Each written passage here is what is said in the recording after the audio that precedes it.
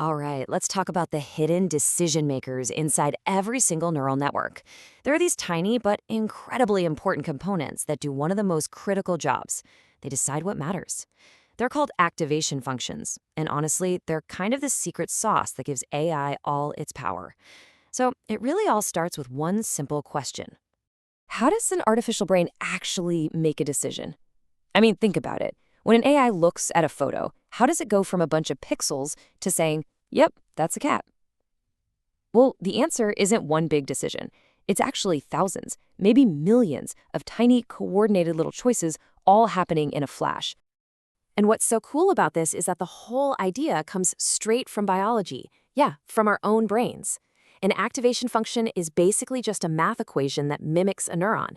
It's trying to copy that exact moment when a brain cell gets enough input, enough signal, and decides, okay, it's time to fire. Let's pass this message on.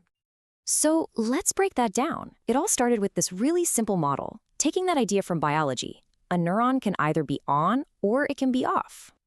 Yeah, you can really think of a neuron's job as being like a little gatekeeper. It's constantly listening to signals coming in, and its job is to add them all up and make one simple choice. Is this message important enough to pass along, or do I just stay quiet? That's it. And the very first attempt to model this mathematically was something called the Heaviside step function. It's super basic. If the total input signal is below a certain level, the output is 0. Nothing happens. If it's above that level, bam, the output is 1. It fires. A hard yes or no. But, the real world just doesn't work like that, right? It's not that black and white. For an AI to really learn anything complex, it's gonna need a lot more nuance than a simple on-off switch. And that brings us to the real game changer. This is the crucial idea, the one mathematical property that unlocks pretty much all the power of neural networks. And that word is non-linearity. So what's a linear function? Well, it's just a straight line. Super predictable. If you put in 2, you get out 4. If you put in 3, you get out 6. You get the idea. Now, here's the problem. If you take 100 of these straight line functions and stack them together, you know what you end up with? Just another bigger straight line. And you just can't model the messiness of the real world, like the curve of a cat's ear or the subtle patterns in human language, with a straight line. But now, look at this. See that curve? This is a function called sigmoid. And that simple little bend, that changes everything. That is the non-linearity we're talking about. It's the magic ingredient. It lets the network bend and warp and twist its internal representation, allowing it to finally learn the complex, squiggly patterns of the real world. This leads us to a really powerful idea in AI, something called the universal approximation theorem. And what it says in plain English is that a neural network can learn to approximate pretty much any pattern you can imagine, from stock market trends to writing poetry. But there's a huge catch. It can only do it if its activation functions are non-linear.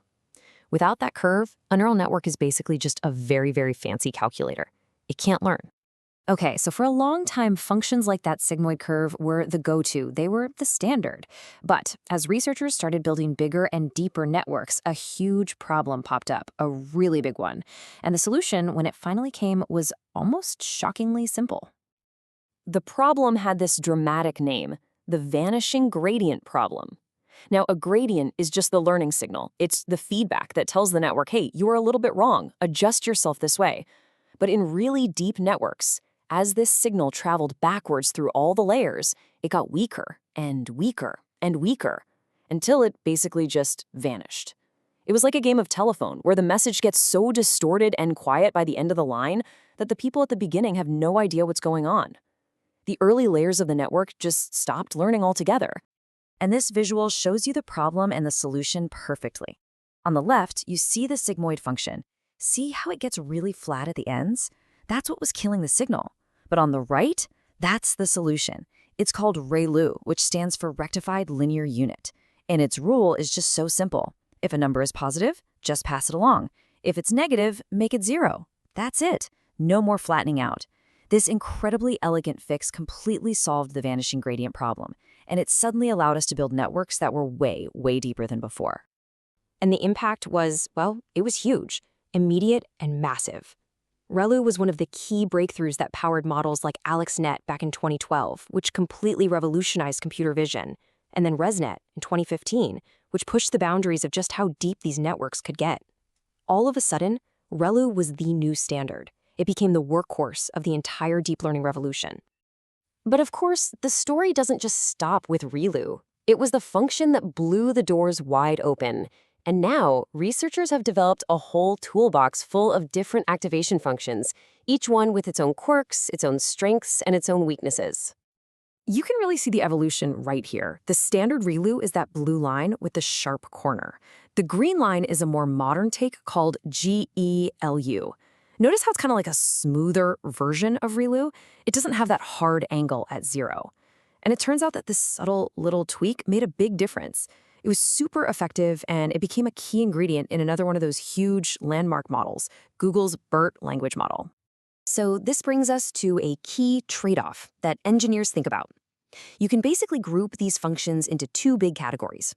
On one side, you have saturating functions, like our old friend sigmoid. They squeeze the output into a nice, tidy, finite range. This can make the training process a bit more stable. On the other side, you have non-saturating functions like ReLU, where the output can just keep going up and up. This is usually way more efficient to train, but it can sometimes make things a little less stable. Okay, so with this whole toolbox of options, how on earth do engineers actually choose which one to use for a project? Well, it really comes down to a few key properties and thinking about the specific job the AI needs to do. This table is actually a fantastic little cheat sheet. You've got sigmoid in it, which is perfect when you need an output that acts like a probability since it squishes everything between 0 and 1. Then there's ReLU, which is the fast, reliable default for most deep networks because it just works so well. And then GELU, that smoother version, has really carved out a niche for itself in a lot of the giant language models that are so popular today.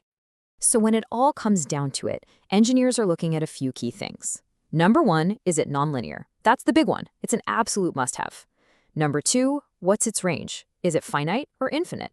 Because that's going to affect how stable and efficient the training is. And number 3, is the function smooth? Mathematically speaking. A curve without those sharp corners, like we saw with GELU, can often help the network learn in a more gradual and stable way. And this leaves us with a really fascinating question to think about. We've gone on this journey from a simple on-off switch to this whole sophisticated toolbox of functions. But the human brain, the original neural network that inspired all of this, it doesn't have just one type of neuron. It has hundreds of specialized types. So does the future of AI lie in finding that one single perfect activation function to rule them all? Or is the next big leap about creating a whole ecosystem of them, building networks where different parts use different functions for different jobs, creating a truly diverse and specialized artificial brain, a lot more like ours?